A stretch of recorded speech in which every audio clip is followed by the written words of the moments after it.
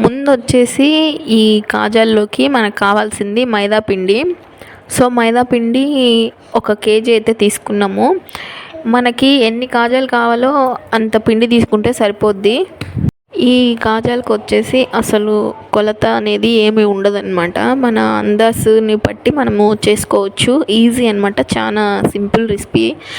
ఇప్పుడు వచ్చేసి ఇది మొత్తం జల్లేసుకున్న తర్వాత ఇంకా చపాతీ పిండిలాగా కొంచెం ఆయిల్ వేసి ముందుగా మొత్తం కలిపేసుకొని తర్వాత వాటర్ కొంచెం కొంచెం పోసుకుంటూ సేమ్ మనకి చపాతీకి ఏ విధంగా అయితే కలుపుకుంటామో ఆ విధంగా పిండంతా కలిపేసుకోవాలన్నమాట.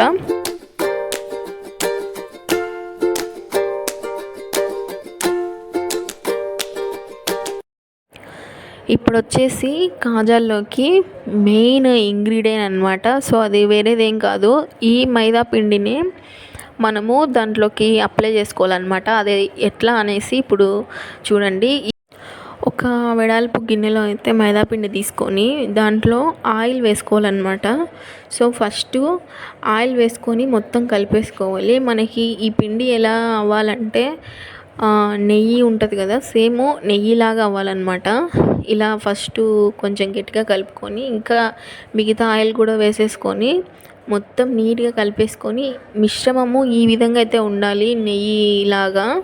ఎందుకంటే ఇప్పుడు నెక్స్ట్ ప్రాసెస్లో అయితే చూడండి మనకి ఈ విధంగా అయితే ఉండాలన్నమాట.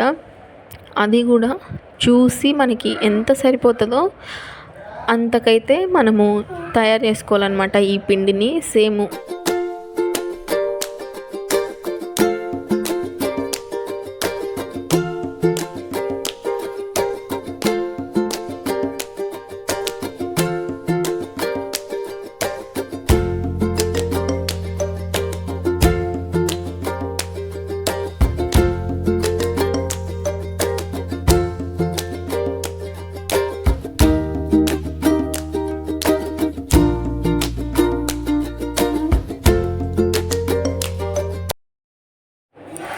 ఈ కలుపుకున్న చపాతీ పిండిని మూత పెట్టేసుకొని 10 నిమిషాలు పక్కన అయితే పెట్టేసుకోవాలన్నమాట. ఇప్పుడు అది 10 నిమిషాల తర్వాత చపాతీ పిండిని ముద్దలు ముద్దలుగా పక్కన పెట్టేసుకోవాలి. మన ఎగ్జాంపుల్ చిన్న సైజు రాగి ముద్ద ఉంటుంది కదా, అంత సైజు అయితే తీసుకోవాలన్నమాట. తీసుకొని చాలా వెడల్పు అయితే రుద్దుకోవాలి. ఒక పెద్ద బేషన్ అయితే సరిపోతుంది అనమాట. అంత వెడల్పుగా రుద్దుకున్న తర్వాత పతలాగా ఉండాలి కొంచెము. ఇప్పుడు ముందు మనం కలుపుకున్నాం కదా మైదా పిండి ఇంకా నూనె, ఆ మిశ్రమం మొత్తము దీంట్లో అప్లై చేసుకోవాలన్నమాట. నీట్గా పూసేయాలి. ఇది వచ్చేసి మెయిన్ ఇంగ్రీడియంట్ అనమాట. మనకి మొత్తము మైదా పిండితోనే ఉంటుంది ఈ రెసిపీలో అయితే. చాలా ఈజీ అనమాట, ఇంగ్రీడియంట్స్ కూడా ఎక్కువ ఏం పడవు. సో ఇదంతా మొత్తం అప్లై చేసుకున్న తర్వాత ఇంకా ఇది మొత్తం ఫోల్డ్ చేసుకోవాలన్నమాట. ఎందుకంటే మనకి కాజాకి ఆ లేయర్స్ రావాలంటే ఈ విధంగా మొత్తము ఫోల్డ్ చేసుకోవాలన్నమాట. ఇప్పుడు ఫోల్డ్ చేసుకున్న తర్వాత దాన్ని మొత్తము ఇట్లా కొంచెము సాగదీయాలన్నమాట. ఎందుకంటే అది అక్కడక్కడే ఉండిపోద్ది అన్నమాట. ఈ విధంగా అంతా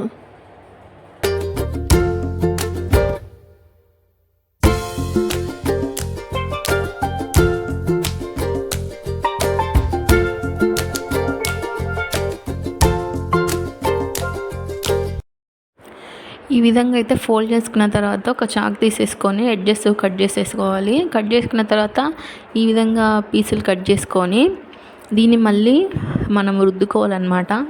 కొంతమంది కొన్ని టైప్స్ చేసే వాళ్ళైతే ఈ మాదిరిగా ఇట్లనే వేసేసుకుంటారు అనమాట ఆయిల్లో. అది వేరే షేప్ అయితే వస్తుంది. కానీ దీన్ని మనము మళ్ళీ ఈ పీసెస్ని మళ్ళీ చపాతీ కట్టితో రుద్దుకోవాలన్నమాట కాజా షేప్లోకి.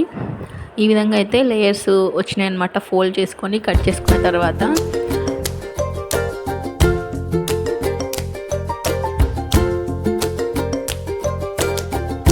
ఇప్పుడైతే కట్ చేసుకున్న వాటిని ఒక్కొక్కటిని ఈ విధంగా అయితే రుద్దుకోవాలన్నమాట పొడవుగా, సేమ్ కాజా షేప్లో.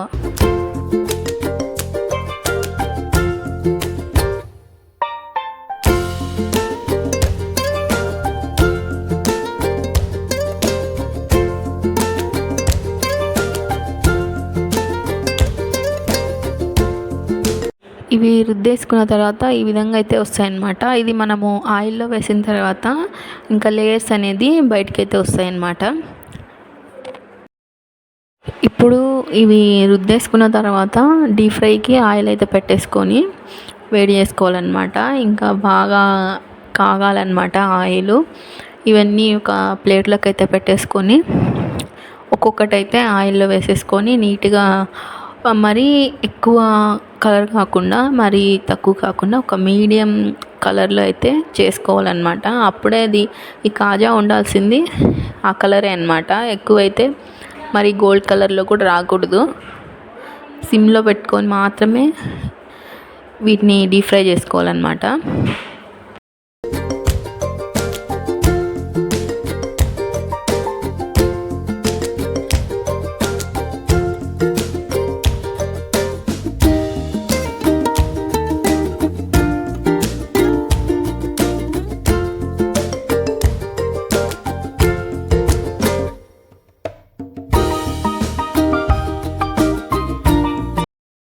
మనకి దీంట్లో వచ్చేసి ఏ ఫుడ్ కలర్ అయితే వేయలేదన్నమాట.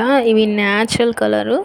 మనకి సేమ్ ఇదే కలర్లో అయితే ఉండాలి. ఎక్కువ కలర్ కూడా అవ్వకూడదు, మళ్ళీ తక్కువ కలర్ కూడా అవ్వకూడదు.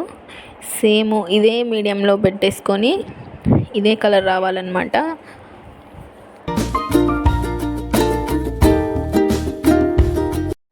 ఈ విధంగా డీప్ ఫ్రై చేసుకున్న తర్వాత ఒక పెద్ద బేషన్లో అయితే ఒక న్యూస్ పేపర్ లాంటిది ఏదైనా టిష్యూ అయినా పర్వాలేదు వేసేసుకొని వీటన్నిటిని దాంట్లో వేసుకోవాలన్నమాట.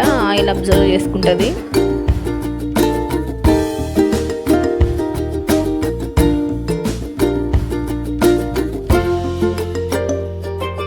ఇక్కడ చూడండి, ఆ ఫోల్డ్ చేయడం వల్ల మనకి లేయర్స్ అయితే వస్తాయన్నమాట.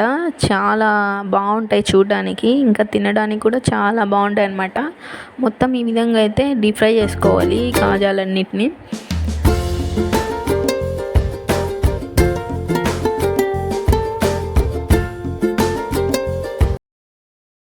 ఈ విధంగా అయితే మొత్తం డీప్ ఫ్రై చేసుకున్న తర్వాత మనకి పాకులు అయితే వేసుకోవాలన్నమాట ఈ కాజాని. అప్పుడే అవి ఇంకా అయిపోయినట్టు అనమాట. సో చక్కెర పాకు కోసము మనం ఒక ప్యాన్లో అయితే వాటర్ వేసుకొని ఇంకా మనకి ఎంత సరిపోతుందో అంత అందాజుతో చక్కెర అయితే వేసుకొని పాకు అయితే తయారు చేసుకోవాలన్నమాట. దీంట్లోకి ఇంకా యాలకులు దంచేసి వేసుకున్నాం అనమాట. మనకి ఇంకా నచ్చకపోతే అవి వేసుకోకుంటే సరిపోతుంది, కానీ ఇవి వేస్తేనే కొంచెం ఫ్లేవరిష్గా ఉంటాయి అన్నమాట.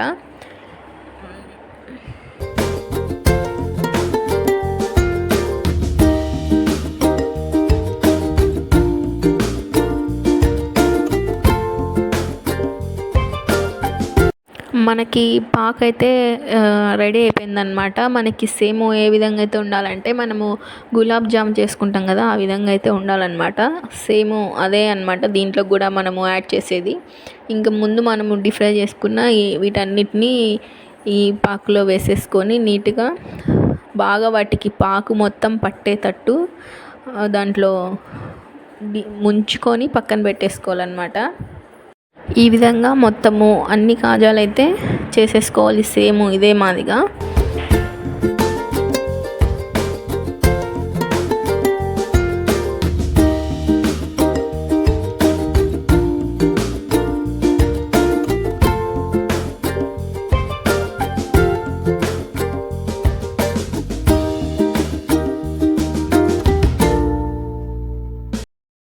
సో ఫైనల్గా ఇదే అనమాట రెసిపీ వచ్చేసి. చాలా టేస్ట్ అయితే ఉంటాయి అన్నమాట ఈ కాజాలు అనేసి. చాలా సింపుల్ రెసిపీ, మీరు కూడా ఇంట్లో ఖచ్చితంగా ట్రై చేయండి. కొలతలు ఏమీ లేకుండా ఎవరైనా వంటరాని వాళ్ళు కూడా చేసేసుకోవచ్చు అనమాట. ఇంకా మంచి మంచి రెసిపీస్ అయితే చూపిస్తాను. అంతవరకు వీడియో నచ్చితే లైక్ చేయండి, అలాగే సబ్స్క్రైబ్ చేయండి.